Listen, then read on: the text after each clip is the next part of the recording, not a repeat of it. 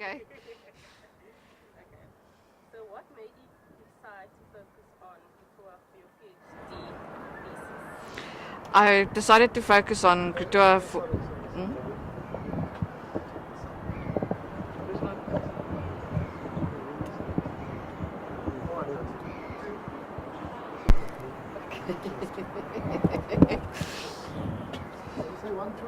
One, two. Okay. Okay, so we'll start again. What made you decide to focus on Kutua for your PhD thesis?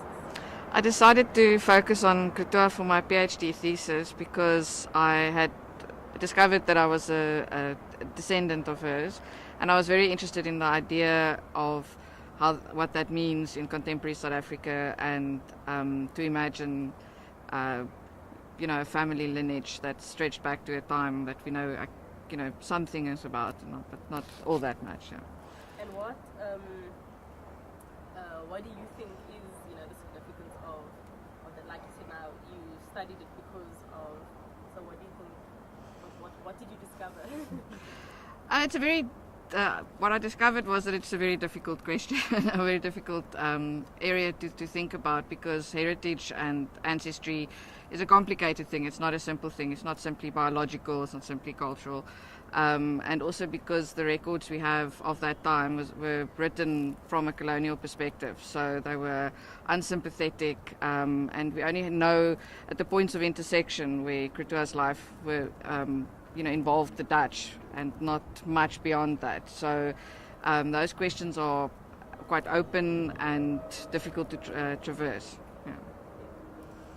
And when you were doing your thesis, did you try and imagine what it must have been like for her, as this young, talented girl in this house of foreigners? It's now within your sort of, like, for Kutua, I can imagine that it was. Okay. For Kutua, I can imagine that it was incredibly complicated. It must have been, on the one hand, exciting to be amongst all this wealth on the one hand, but on the other hand, I think it was also very alienating, and ultimately confusing. So my thesis really is about that space of imagination. It is about using what we have in the archive, understanding the limits of that, but also then imagining beyond it, and especially the interior world of the people. So words written on paper only give you a certain perspective, and it's our challenge as creative people who engage with the archive to work with the imagination, to think through putting ourselves into positions and so on. And I think when I tried to, so the whole thesis was trying to do that in a sense. And I think there's so many conflicting feelings, and all of it ultimately quite sad, alienating, not homely, not warm, not welcome. And so I think that pain and that sense of desolation is something that persists even though the archive is quite sparse. And then what would you say is characteristics of Kutua that you identified through your studies that you kind of also, related with and could understand, and what are those kind of characteristics and feelings within yourself? Okay.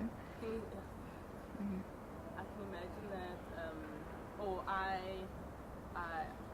resonate with Kutua because Just say that for the line again. I read that. I resonate with her because, or I see characteristics of her in me because of. I resonate with Greta because I think she was very adept at language. She was very adept at social negotiations, and that I think that sense, that independent spirit, the kind of self-determination, a search for autonomy and self-determination again. I think all of those things are things that, in a sense, I aspire to. I'm inspired by, but I also think it must have been a very much more challenging for her maybe than even in my circumstances. So I think she distinguished herself, otherwise we would not know of her now. She was, I think, without doubt very special, and I don't necessarily think that I am like that, but I I feel that it's important to keep this story alive and to circulate it as much as possible because of her specialness. And then, how exactly are you related to Ketua?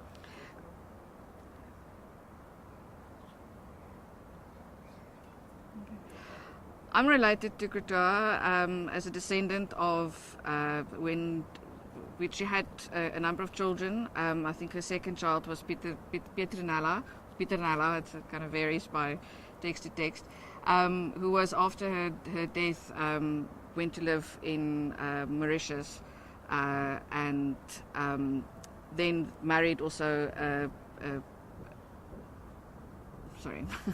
when she went to live in Mauritius and married Daniel Simon, who, and after the VOC decided they didn't want Mauritius anymore as a colony, they gave them the option of either coming back to the Cape or going back to the Netherlands, and they decided to come to the Cape. So it's from that line, from Petronella all the way down, all the Simons. There's actually not any deviation from that on that side. It's just all Simon down the line. Sorry, that was a bit... Okay. And then, how did it happen that she became so distrusted by Ivan, especially I think like in her second and third decade of life? How did she become so distrusted by Ivan? I think Ketua became distrusted partly because she became more aware of the crossroads at the intersections at which she found herself. So by nature of being a negotiator, she had to give the appearance of being loyal to all the different sides.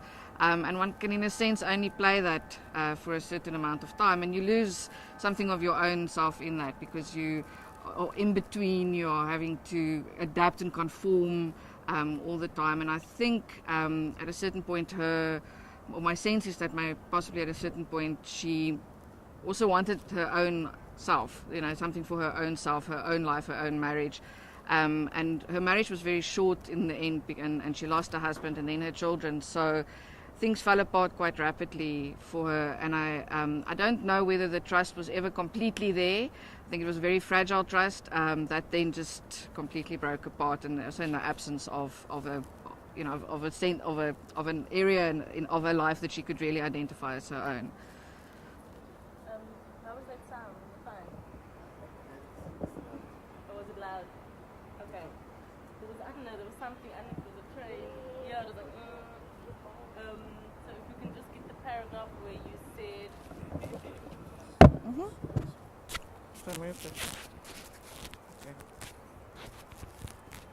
Is that all right? The paragraph where you said you can imagine, being a negotiator and having to appear to be loyal to everyone. Okay. Those places. Oh, was it the taxi? Oh, yeah, the rank is just there. Yeah. The bars after that as well. Okay. So, the whole second half of it. Okay, so we'll start with...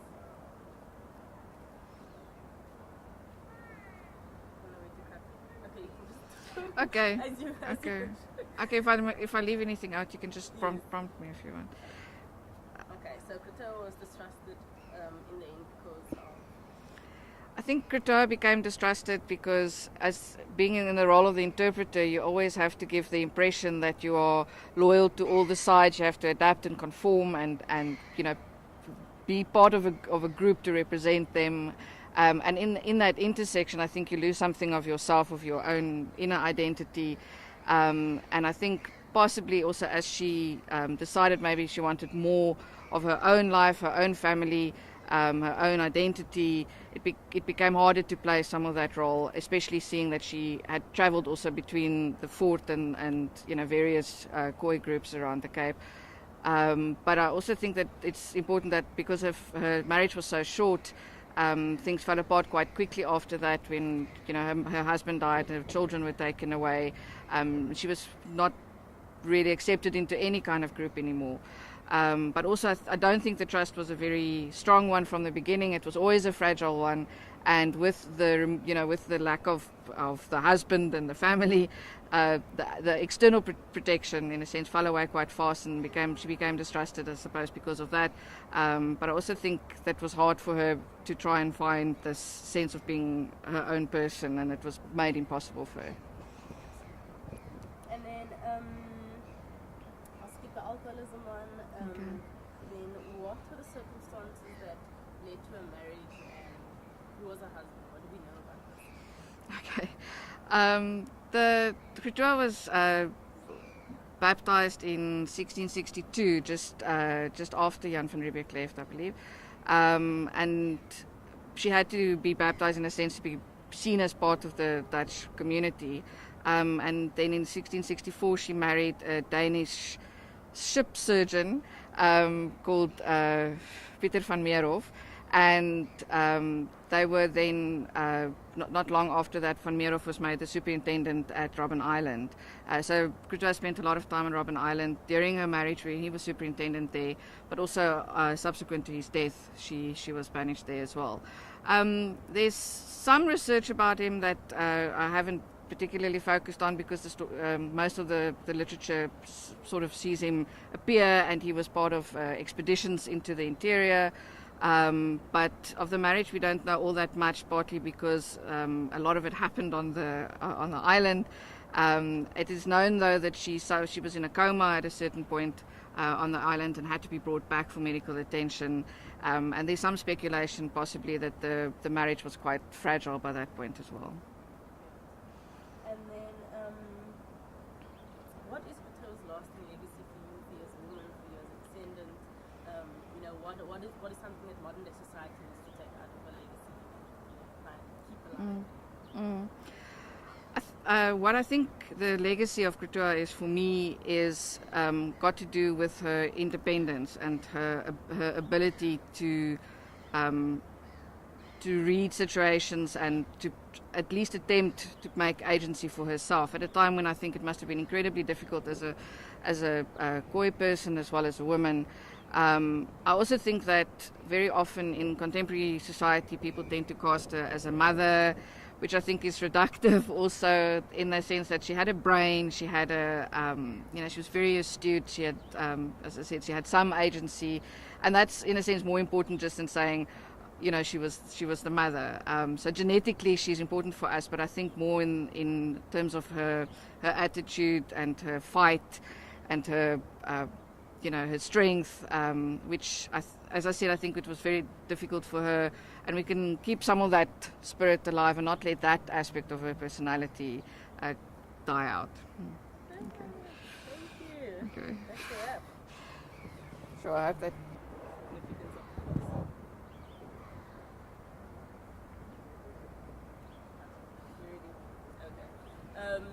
So you'll just say significance of the castle in Krutoa's story or in her life?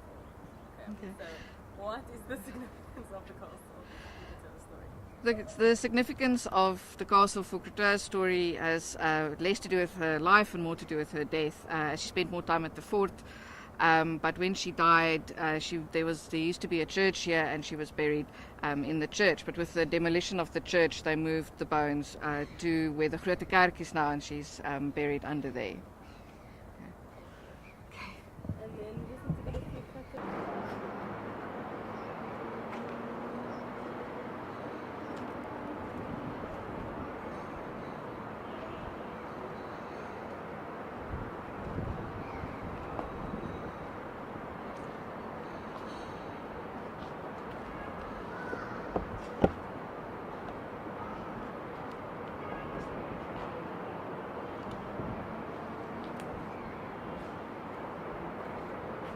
Sure.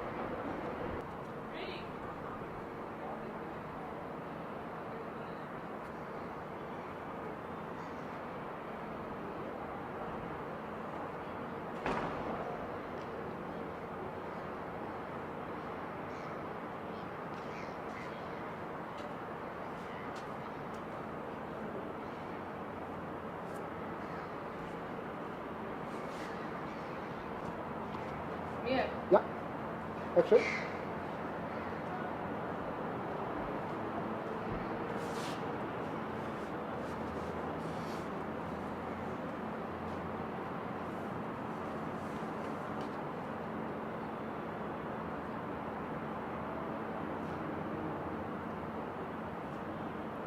You do your stuff.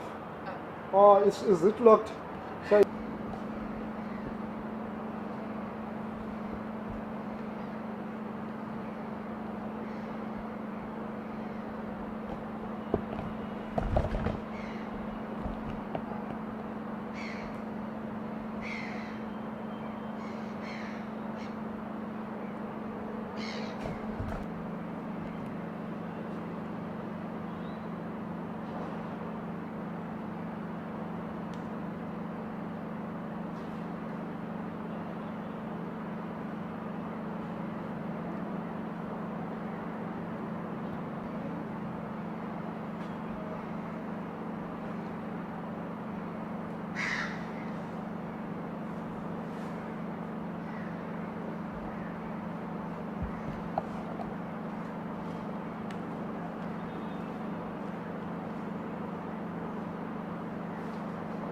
thank you very much.